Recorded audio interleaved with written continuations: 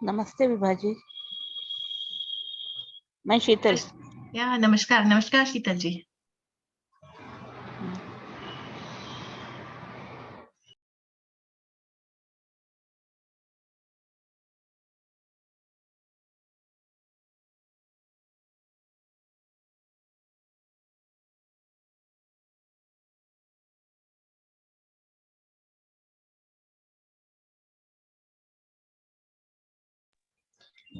अच्छा, काफी लोग आए हैं, सभी को नमस्कार।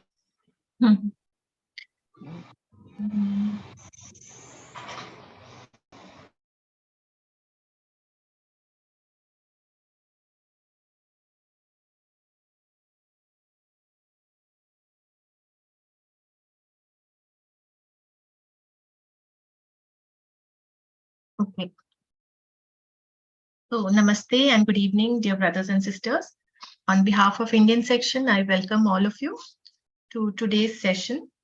And in this session, we will be continuing the study of the book, The Masters, which is written by Dr. Besant. And the study is being directed by Brother Keshav Shastri. So let us begin this session with the universal invocation. O hidden life, vibrant in every atom, O hidden light, shining in every creature, O hidden love, embracing all in oneness, may each who feels himself as one with thee know he is also one with every other.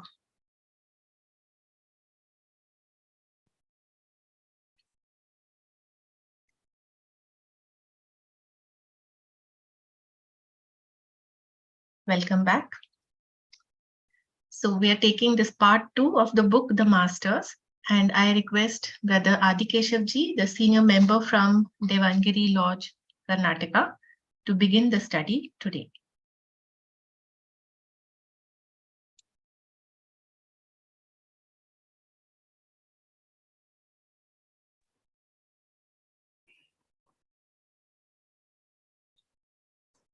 अखंड मंडलाकारं व्याप्तं येन चराचरं तत्पदं दर्शितं येन तस्मै श्री गुरवे नमः.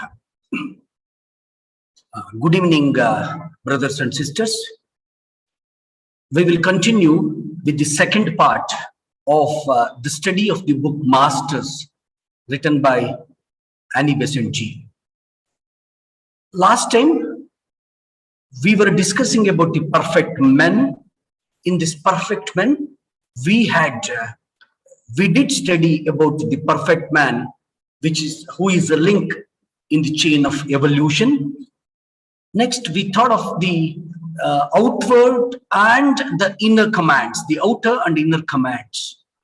So today we will start with the stages of initiation. So Besant ji writes about initiations with three kinds of great initiations.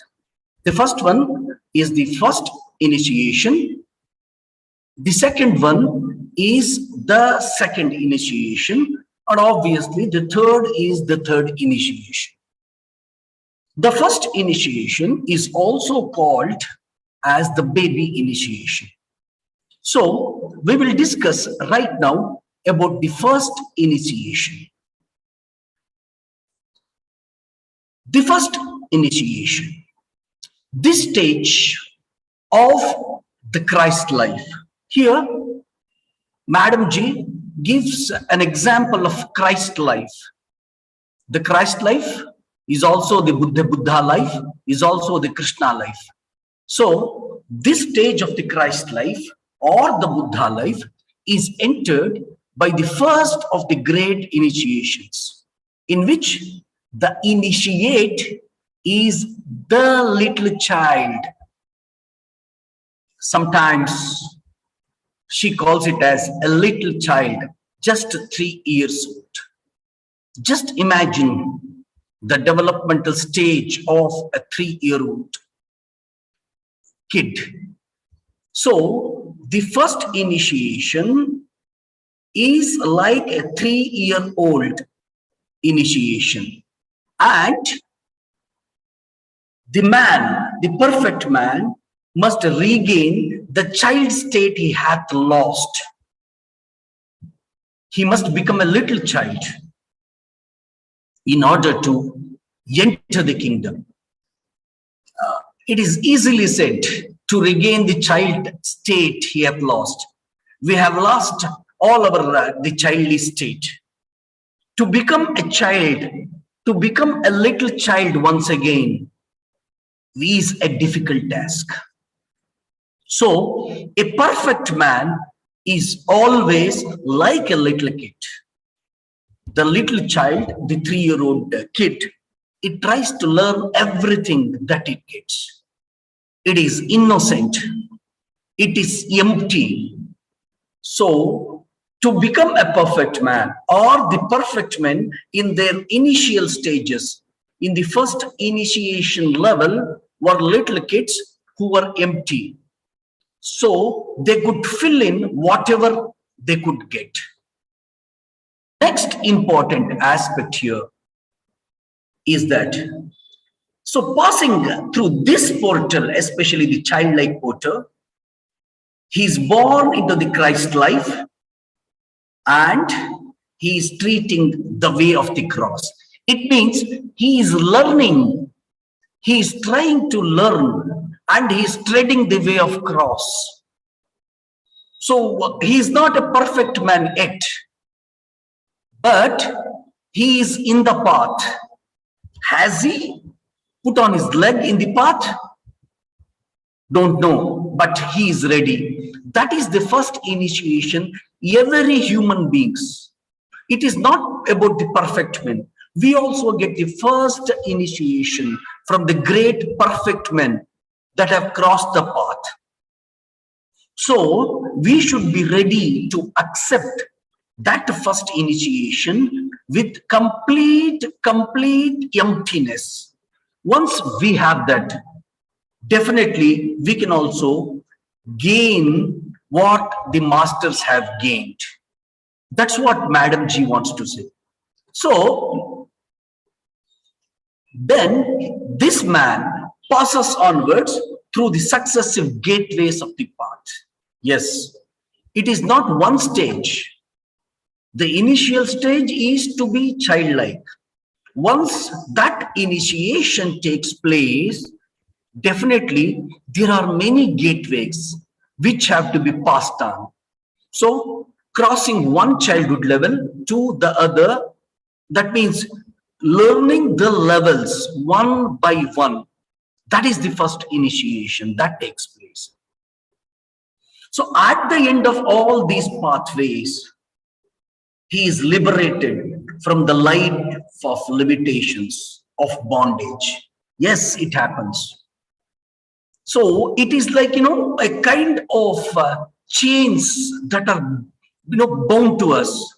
Once we remove all the knots, definitely the final stage is getting liberated. Please remember, it is only the life of limitations.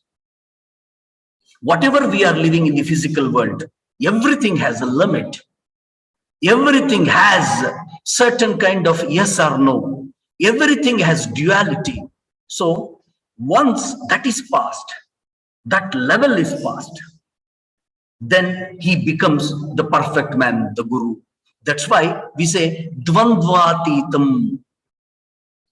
The perfect men, they do not have the dualness. They have non-dualness with them.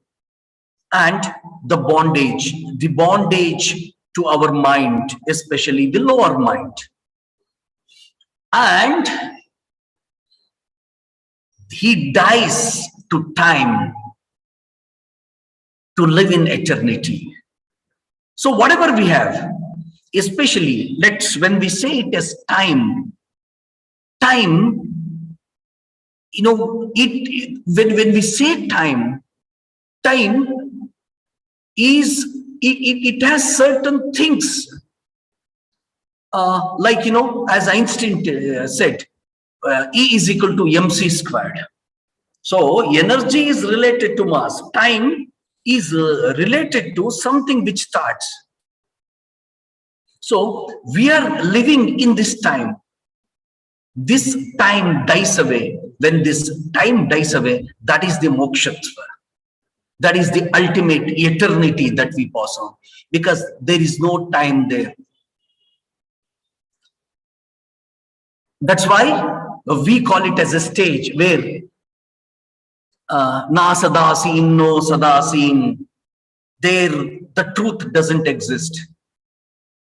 No, the untruth also doesn't exist. Light, it also doesn't exist. In the same way, the darkness, it also doesn't exist. It is the mid part, the midpoint of the light and the darkness. Because when we talk about light, so we compare, light is something comparative. The dark, light is something which is compared to darkness, but there nothing is there. So finally, what happens is the perfect man dies to time and he lives in eternity, where no limitations of time, space, they will not be there. So that is the point of perfection. When we enter that stage, we become conscious of ourselves as life. So our consciousness about ourselves should be like a life rather than the form that we are in. So whenever I say I mean the form in which I am in this physical world. But in the eternity, there is no form at all. Yes, life exists in a formless state, nirvikara state we call it, where there is no, there is nothing for that matter, the akar rahit stage. So that is the important aspect of the perfect man. That is the first initiation once he gets. He feels and he is conscious about his own life, not in the form, that is not in the form state. So that is where a Christ takes birth, or a Buddha takes birth, or a Krishna takes birth, or a perfect man. They start feeling about their own human consciousness. So the first of the great initiations is the birth of the Christ, of the Buddha in the human consciousness. So that should be born. That means, we have to move of this limited life to enter into a limitless life. So this transcending of the I consciousness, what we call, here she mentions I consciousness, which has to fall away of the limitations. So this I consciousness of ourselves is bound by something which has some limitations. So that limitation, the chain of that limitation should break, and this I consciousness should transcend itself to the we consciousness. We, me, and the greatest thing, that it should come. So the transcending of this I makes a normal man as Christ, as Buddha. So last time we discussed, when I mean Buddha, it is not the physical Buddha that existed a few hundred centuries back. Buddha is a state, the Buddhic state.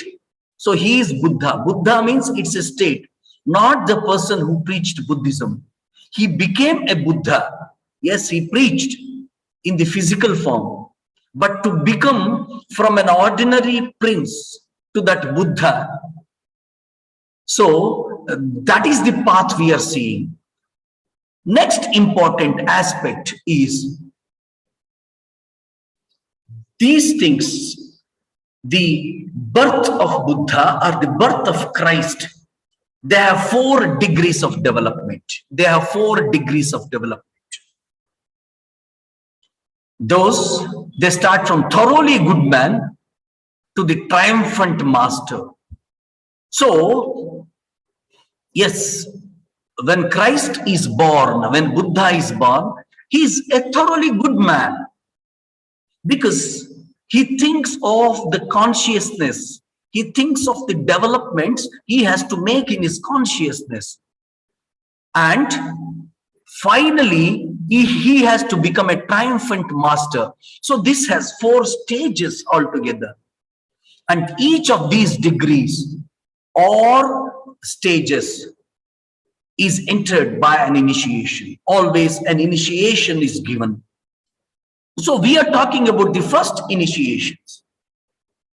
During these degrees of the evolution of the consciousness, and these degrees are there to expand, to grow, to reach the limits possible within the restrictions imposed by human body. Yes. Please remember the development that we discuss, the development, the degrees of evolution we discuss, it doesn't happen in one day or in one life. It happens, it takes a lot of rebirths. One has to take birth. So in the first life itself, no one becomes Buddha. So because there are some restrictions which are imposed upon us by this human body we are carrying. So that is the thing. Are there masters who became, the triumphant, perfect men in the first life itself? Honestly, I don't know. Even I do not believe so. It's my personal opinion. They have to pass on the stages, and these stages are very heavy, very difficult to attain. Next important is, so what is the first initiation? The first initiation is the change experienced in the awakening of consciousness in the spiritual world. Yes. That is the first initiation we get. We get awakened, our consciousness gets awakened, and we enter the spiritual world. We show interest. What I call it, first is the interest that we show. Yes.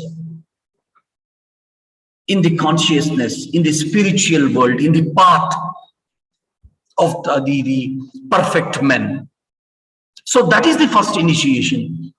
In our lives, I believe, being the students of theosophy, we are on this stage. Yes, we have interest. We have awakened the consciousness in the spiritual world.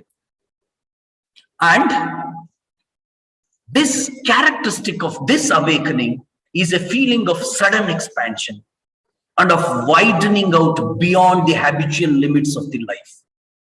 Yes. So we are breaking one physical limitation. It is a sudden expansion and widening out beyond the habitual limits that we have. Everything we consider has limits. Because if you ask, a person who is into Tarkic level of thinking, Tarkic people, they think, yes, one says the existence of God, the other one says non-existence of God. The Nirishwarvadi and the Ishwarvadi. So these are Tarkic people. there is some limitation to Ishvaravadi, and the same thing an Nirishvaravadi, whom we call as an atheist. But once we enter the spiritual stage, then we will come to know the boundless characteristics of whom someone calls as energy, someone calls as God, someone calls as a kind of nature. If you ask Nirishwarvadi, he says it's nature. Wonderful. So only upon entering this initial stage, the first one, once we get the first initiation, then only these horizons look practical to us, and we will come to know about a divine thing that is poisoned, which is life, not in the form state. So we start understanding the formlessness, triguna rahitam. That's what the perfect man is called, dvandvatitam and triguna rahitam. This means there is nothing, that nothingness, what we think, nothingness, please, let's not think in terms of our physical terminology. Let's think in terms of the spiritual way. It contains everything. It contains everything and it is everything. So we understand once we get the first initiation. Just for example, if we start speaking physically, when we talk about the universal brotherhood, only upon entering the spiritual life that we start believing that everybody has it.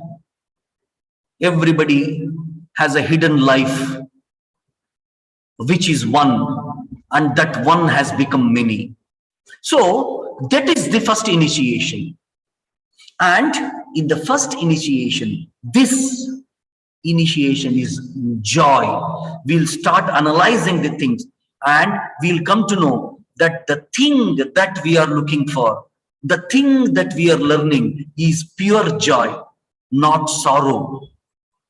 And immediately there will be the feeling of a marvelous peace. Marvelous peace. It's a wonderful concept itself. A peace where there is no peace, where there is no joy, where there is no sorrow. And that kind of in Kannada, in Karnataka, the Sharanas, the Basavanna, they start Anubhava. They call it as Anubhava.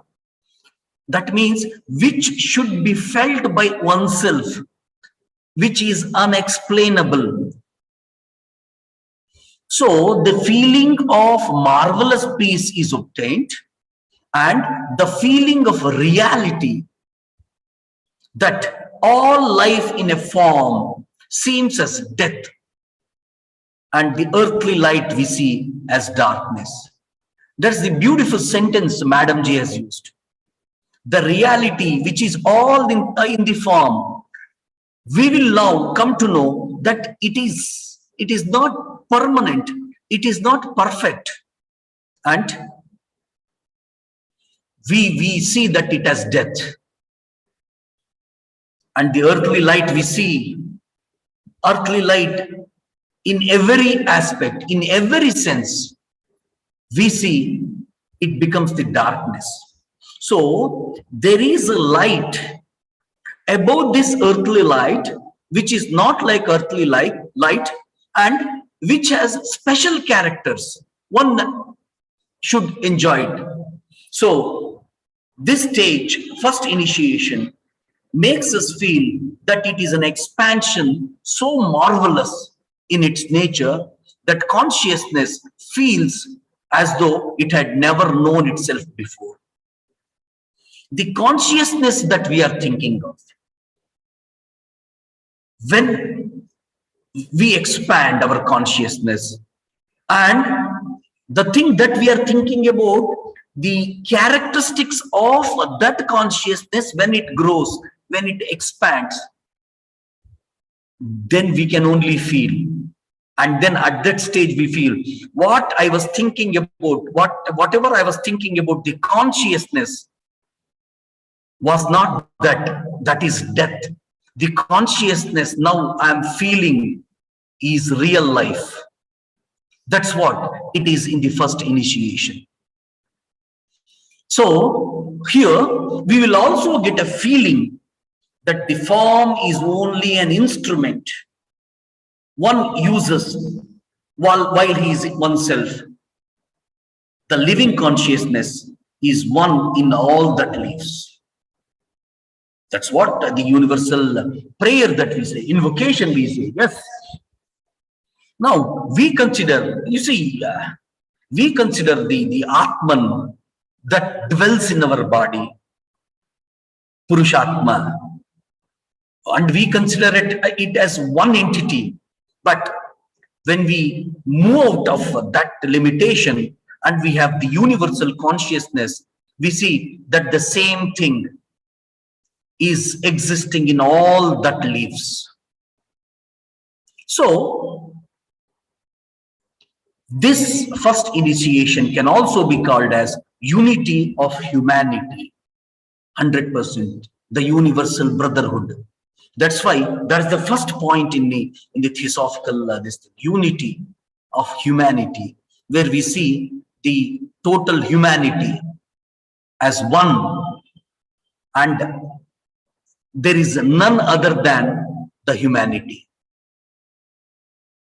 Yes, when we get that, when we enter that stage of universal unity, then that is the stage of birth of Buddha, who is a child, still not grown up.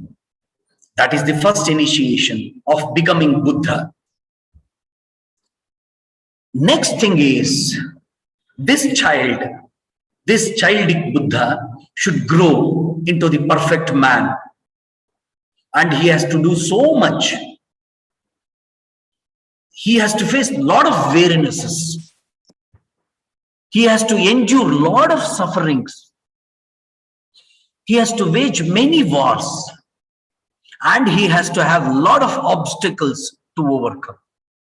So from the child Buddha to perfect Buddha, this attainment is not simple as I told you earlier. He has to do a lot of things in his life, and the Buddha right now who is born is feeble. He has the feebleness of infancy, and he may reach the stature of the perfect man. Definitely he can do it. So here this thing, let's consider this. The first initiation is only a step. It is not that we have got the first initiation and the second initiation would come easily or automatically to us. It never happens.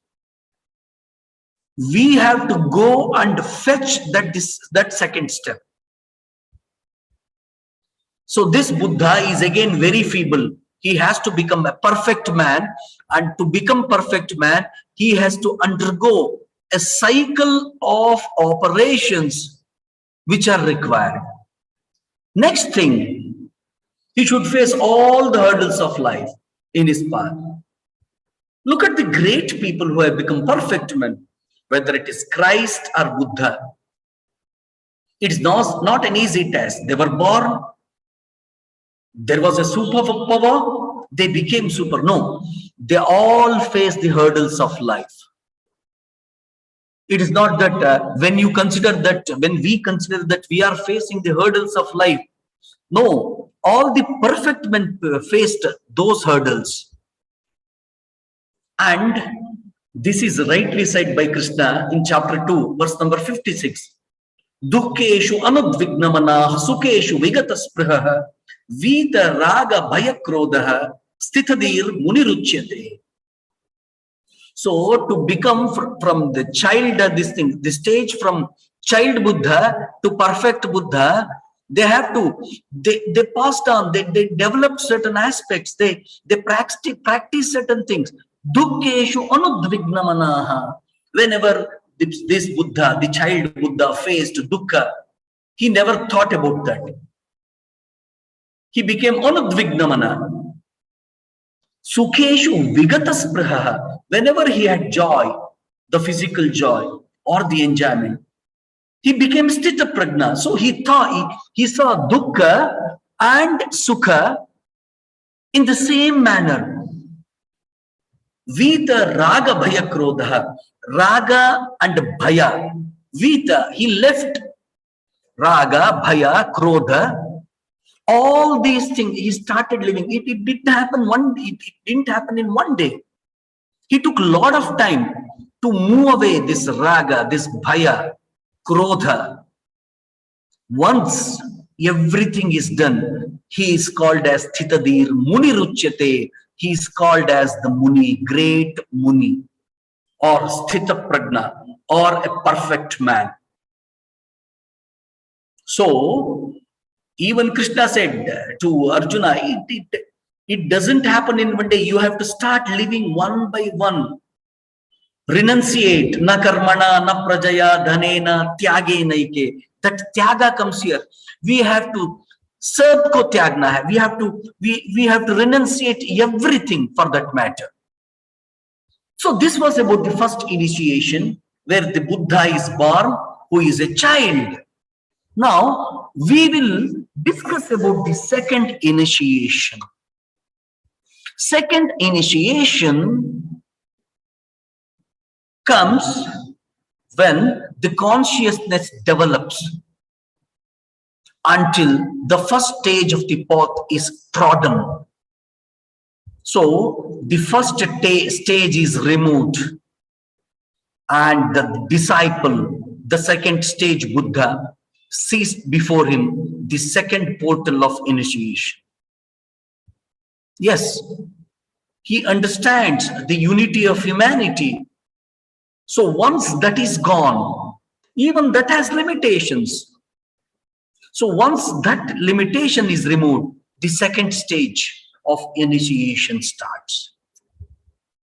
So this is called, in the Christian stage, we call it as baptism of the Christ. Yes, baptism, the initiation towards Christianity, in the general terms it is called. But now we are discussing about the baptism of the Christ. The Christ moved in the Christ path and living, he had the first initiation. Now he became a Baptist. He just put one more step towards the perfectship. And in Buddhism, we call it as Bodhisattva. Yes, the stage of Bodhisattva. If you just, you might have read stories of Bodhisattva. So Bodhisattva, he started his life from one life to other. He became, he started developing himself a Bodhisattva, finally reached the stage of Buddha. So at this, he descends into waters of the world's sorrows, the river that every savior of men must be baptized in. Yes. Now this is the stage where he gains experience. He enters into the sorrow of the world. Madam Ji writes, waters of the world's sorrows. And this is a river that every savior, the perfect man, must be baptized in. Yes, they should enter that. They should enjoy the pains. They should understand the pains. They should feel the pains. So that is the second stage. Like Buddha, he started his journey. If not, he could have remained a prince Later, he could have become a monarch or a king. Now, that baptization started when he just went to see the whole world, where he saw, kind of worldishness, then death, then sorrows, the poverty, everything he started to observe, to feel. That's why a new flood of divine is poured upon him, where he understands, where he feels all the difficulties of the world. Next, once everything is seen, then the consciousness within us or within him realizes itself as the Son, in whom the life of the Father finds fit expressions. Now we will come to know that yes, what I am seeing is a consciousness, the expansion in the consciousness of the Father. In Christianity, it is called Father. We can call it the Brahman or whatever it say, where it fits that everything exists. The truth, the untruth, sorrows, happiness, bliss, everything is there. So that consciousness is realized in the second initiation of Buddha. And then he starts feeling the life of the monad or the Father in heaven in Christianity flowing into his consciousness. He starts feeling Aham Brahmasmi. I am the Brahman. And when he starts feeling about that, the whole world, the whole universe becomes one. He becomes one with the universe, and the universe becomes one with himself. So that is the second initiation stage. Here, he lives on earth only to be the expression of the Father's will, his manifested organism. Now, he starts feeling in this stage that yes, I am manifestation of that greatness, the greatest thing. And I am representing that greatness here. So he becomes a manifested organism of the great organism. So when we start thinking about that, when we think of that, definitely the duality will go away. Again, in the first day I told you, yes, the stage is the stage where you are the culprit and you are the judge yourself. So it is highly difficult to face, but it's also easy because you cannot cheat on either the culprit or the judge. So you know everything, you are part and parcel of everything. That feeling is obtained, and yes, now he becomes the channel through which that hidden life can reach the outer world. So that is the level of second initiation he has. We feel that the great man is a man. He has everything that he does, that a normal man does. But now we start feeling he is the person where whatever he does with compassion, he does with love, he does with utmost empathy. So this level, we become a channel of the great monad.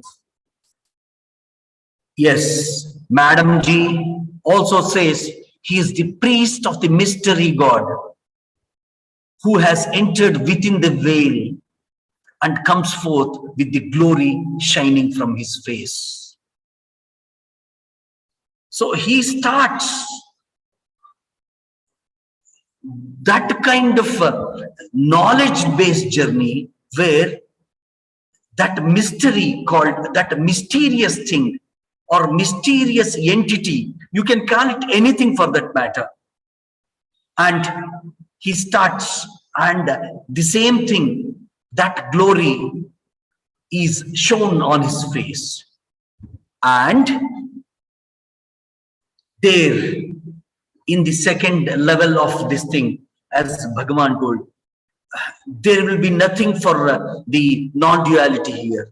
As Bhagavan Krishna said in this, in the Sankhya Yoga, Ashocya nanvashocastvam pragna vadanscha bhashase gatasun agatasunscha nanushocanti pandita. He is a person.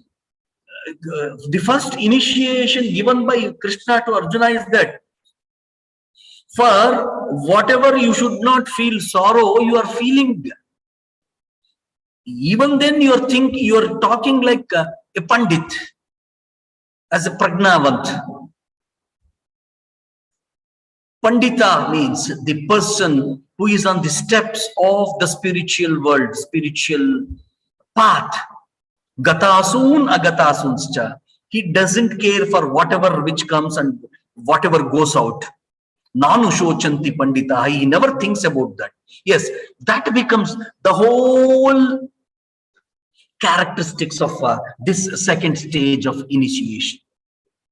Nothing, no duality here, only the path.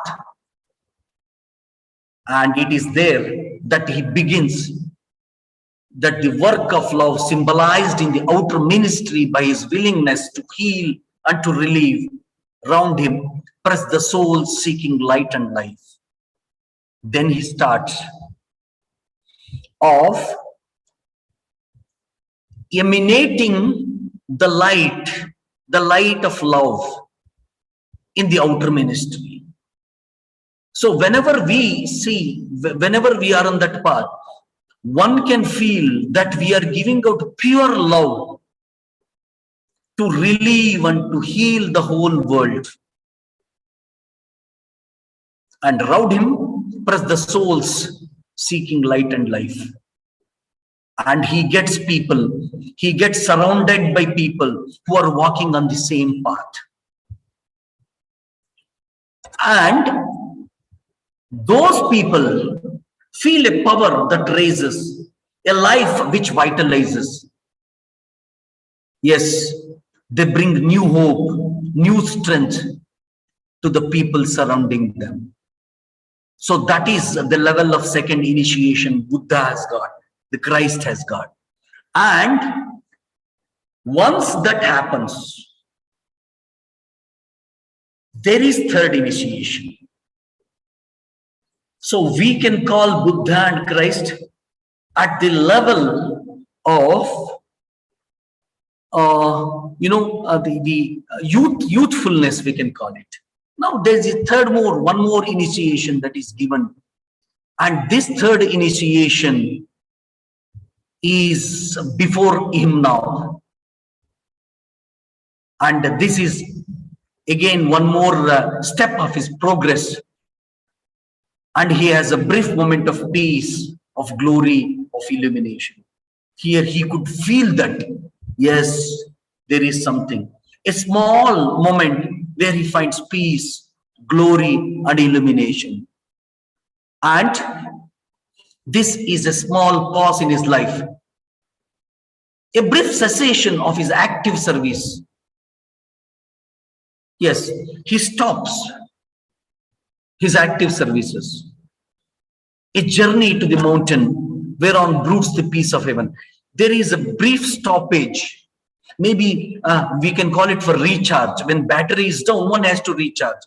This is the time that the one has to recharge, and it is in the third initiation level. Yes, there he will be with the company of some who have recognized his evolving divinity. He'll start having his own people surrounded by him who are also interested in the same path that he is moving. And during this lull in the combat, during this pause, during the silence in this war zone, he sees his future. Yes, he could see lot of things which unroll before his eyes. So this stage is not for, it is for, it is to reconsider himself, what lies in his future.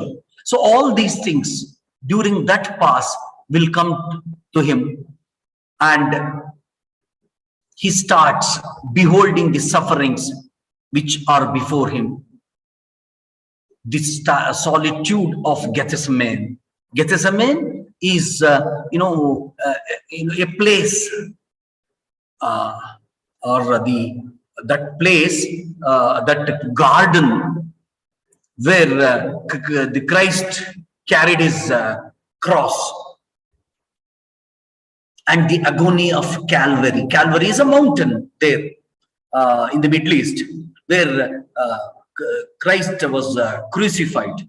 So he could see the sufferings that is coming up.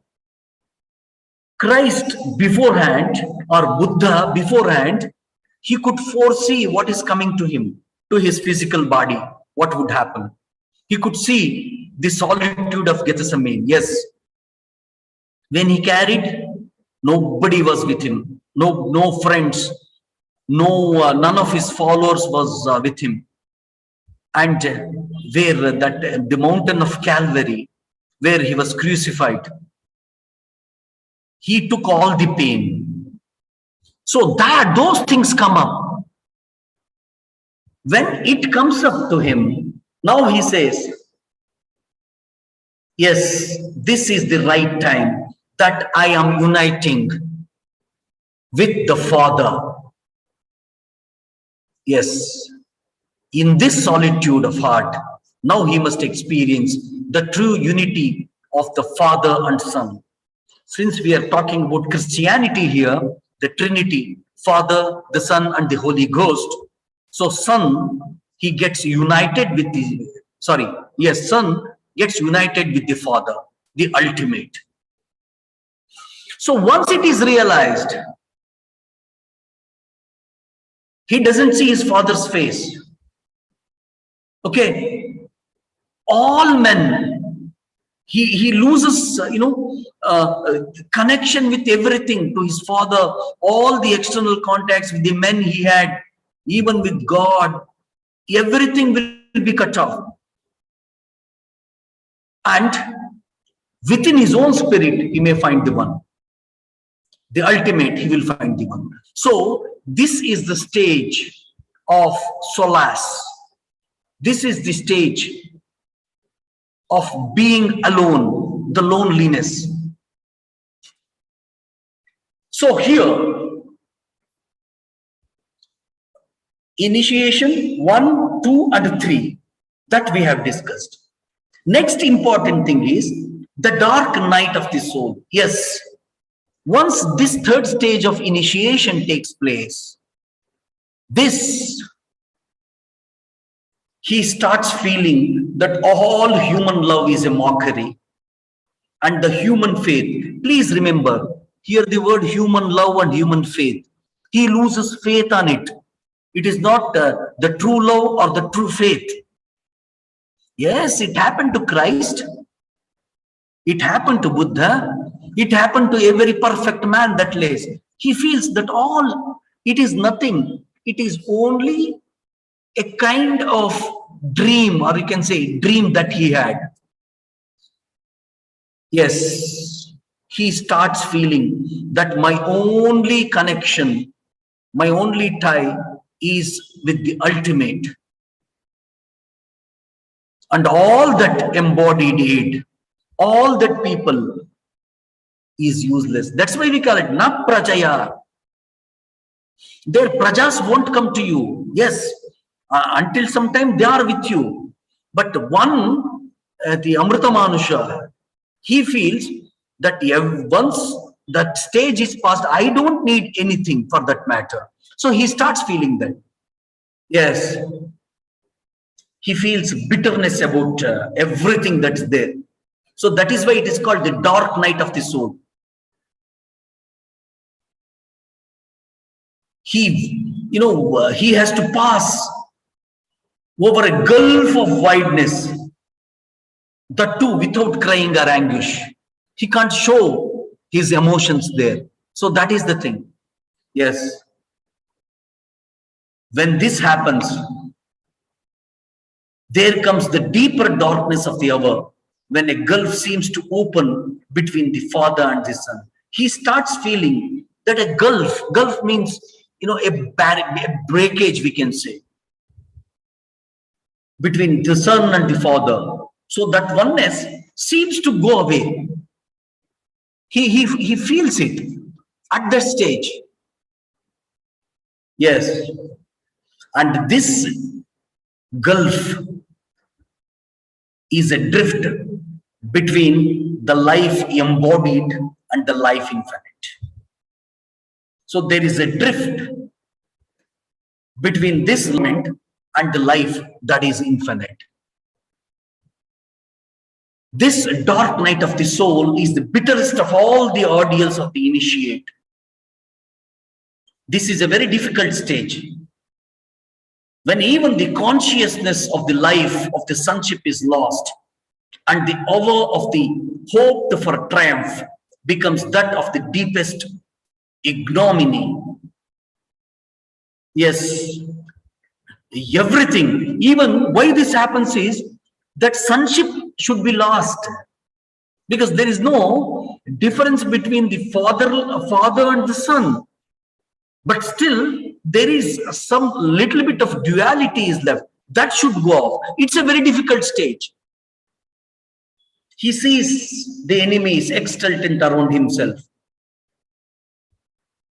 This is the Last Supper, the painting of the Last Supper, where Christ says, one of you will betray me, and one of his own good friend, he betrayed him. He knew it, but he was not feeling emotional about it. Whatever, because that stage has reached, he has seen the future. So enemies, all these things, now he considered is as foregone. Okay, and he feels, so before he becoming one with Son, one with the Father, the whole divine support for him, he feels that it is getting crumbled. It has to, because that has to vanish also. Yes, and he drinks to the last drop of the cup of solitude. So in the Christianic, this thing here, they have that last drop of the cup of solitude, where it is mentioned. Then that period is also, as you told, very, a kind of very, very cruel for the attainee. And he cries, my God, why hast thou forsaken me? Why have you betrayed, not betrayal, why have you left me alone? Yes. And illusion for this dying Christ is the nearest of all to the divine heart. That's the stage where the death of Christ happens. Death of Christ is not the stage. I'm talking about the bodily Christ.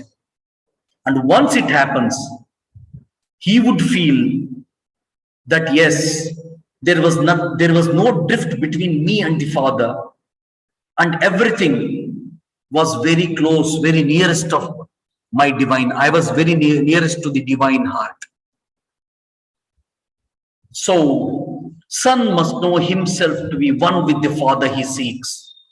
He must find God not only within him, but as his innermost self. Only when he knows that eternal is himself, and the eternal is he beyond the possibility of the sense of separation. So, from a little bit of duality, now there is complete oneness, Advaita. So that stage has reached. So this is dark night of the soul.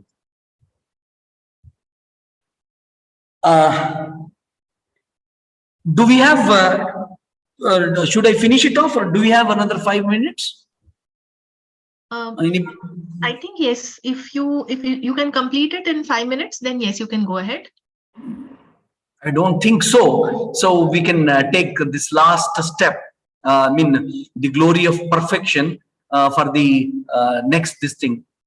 Okay, because the book is not complete, you have to continue in the next session, right? Yes, yes, yes. Okay. Okay.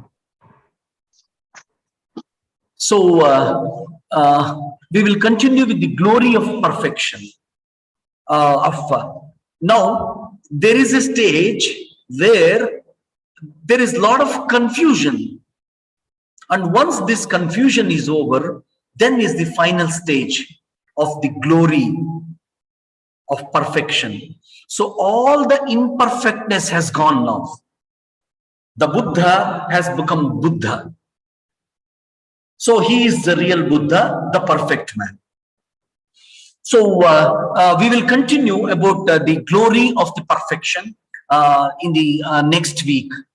And I really thank everybody for listening to me. And I 1 minute, I'll just.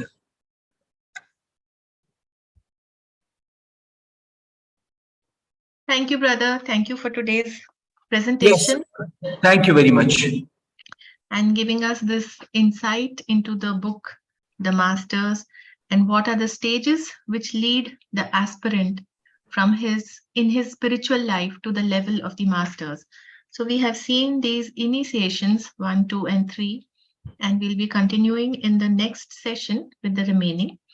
And the participants, if they have any questions or they want to share something, they may please unmute and speak now.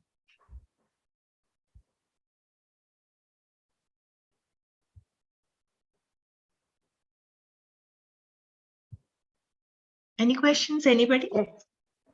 Can I, it's not a question, can I talk? Lakshmi. Yes, yes, please. Padma? Excellent lecture. It's very difficult to talk about this matter. And I really wondered how nicely he spoke. And I congratulate him. And it's a very inspiring lecture also. He's not simply giving information. He's giving with his feelings that I like very much. That's what I want to say. Because this is not an ordinary lecture. He might have felt a lot also, I feel. If not, it is not easy to say. Okay. Very true. Thank you very much. Thank you very much, sister. Thank you.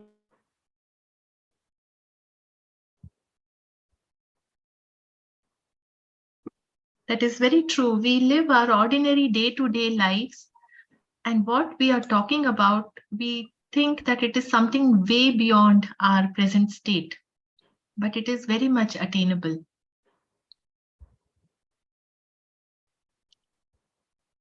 Any other questions? So there are many thank yous coming. I feel that yes. Finally what we understand is sacrifice, sacrifice, sacrifice. And when we sacrifice, finally we don't have awareness that we are sacrificing because we feel the oneness. And the other is not there. So up to then sacrifice only. After attaining the state, there is no question of sacrifice. For sacrifice, two are required. Dvaita is required. In Advaita, there is no sacrifice. When I am that, no sacrifice. I'm doing for my sake. It's not even that. Doing, that's all. My sake also is not there. It's only word. Am I right? Yes. When there is non-duality, there is nothing to lose or nothing to gain. Both. Yes. Very excellent. Nice. I'm very happy. I heard the last portion, but I'm very happy with this lecture. Thank you. That's a very nice concept that was shared, that when you reach the level of Advait, there is nothing to lose, nothing to gain. So no sacrifice. Very nice. Anybody would like to add? We have some senior members with us. Brother Shinde ji, Khanna ji, if you would like to add something.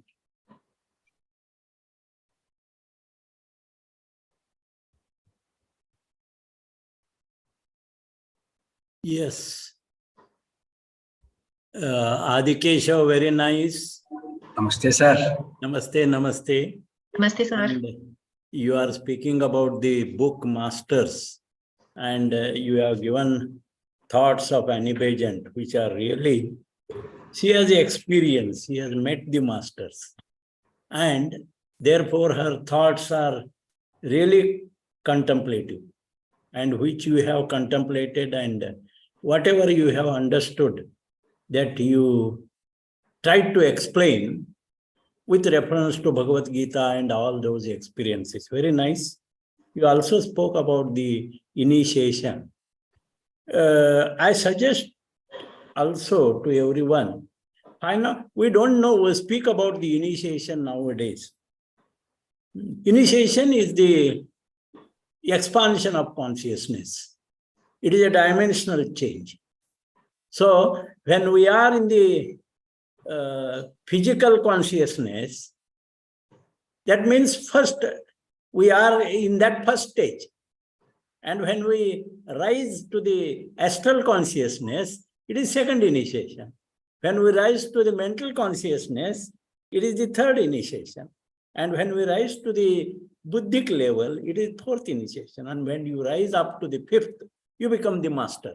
So that perfection, we can connect it with the expansion of consciousness, and it is the dimensional change. Physical dimension is entirely different from the astral, from the mental, from the buddhic. So if we see this wholeness, and this wholeness is not isolated, it is connected. So it is interconnected. So in this manner, we can think of initiation. And we are not going to initiate anybody. One has to initiate himself.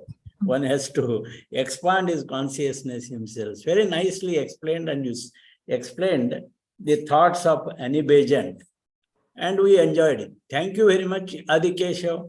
You are a best teacher, I think. But you are not in the educational field. You are in the technical field, no? I'm a trainer also, sir. I'm a corporate trainer, sir. Very good. Then you have this knack of explanation. Thank you very much. Thank you very much. Thank you, sir. Thank you. Thank you, Vibhaji, calling me. Sir, anytime. Thank you so much. Your insights are very deep into these concepts. And it is true, it is the expansion of consciousness. That is very important. We have to work. An adept is not made, he becomes. So with these words, then we'll bring today's session to a close. I think there are no other questions. Right. Thank you, Adi Keshav ji, for coming, and we hope to see you in the next session. So we'll close this session with our closing prayer.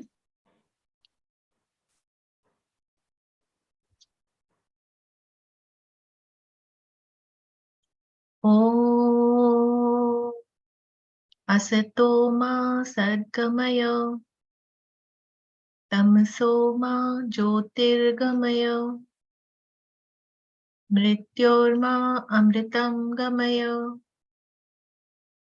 Om Sarvesham swastirabhavatu Sarvesham shantirabhavatu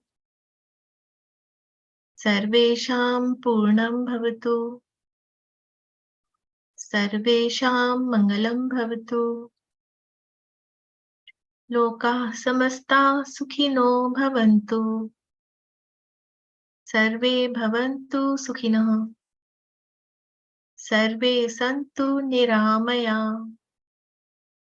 Sarve bhadrani pashyantu Ma kaschit dukha bhag bhavet. Om Shanti, Shanti, Shanti. Namaste and thank you all for joining. See you in the next session.